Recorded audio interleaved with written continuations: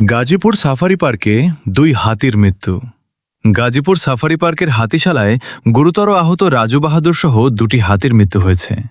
গত ৬ আগস্ট রাতে ব্যাকটেরিয়ায় আক্রান্ত হয়ে একটি, পরদিন ৭ আগস্ট সকালে পার্কের অপর হাতির হামলায় গুরুতর আহত অবস্থায় চিকিৎসাধীন রাজু বাহাদুরকে হাতিশালায় মৃত অবস্থায় পাওয়া যায়। গাজীপুর সাফারি পার্কের ভারপ্রাপ্ত কর্মকর্তা তারেক রহমান ক্যামেরায় কথা বলতে রাজি না হলেও মুঠোফোনে জানান, চলতি বছরের ২৪ মে পার্কের হাতিশালায় শেকলে বাঁধা ১০ বছর বয়সী রাজু বাহাদুরের উপর হামলা করে ৪ বছর বয়সী হাতি জয়িতা।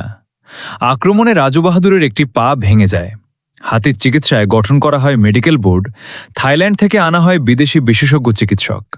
পাশাপাশি শ্রীলঙ্কার চিকিৎসকদের সঙ্গেও যোগাযোগ করে পরামর্শ নেওয়া হয়েছিল। সব চেষ্টা মারিয়ে গত ৭ আগস্ট শুক্রবার হাতিটির মৃত্যু হয়।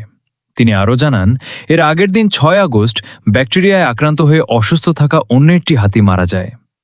দুটি হাতির মৃত্যুর পর এগুলোর দেহের নমুনা ল্যাবে পাঠানো হয়েছে। পরে হাতি দুটিকে কর্তৃপক্ষের অনুমতি নিয়ে পার্কের ভেতরে মাটি চাপা দেওয়া হয়। বর্তমানে সাফারি পার্কে হাতির সংখ্যা ৮টি।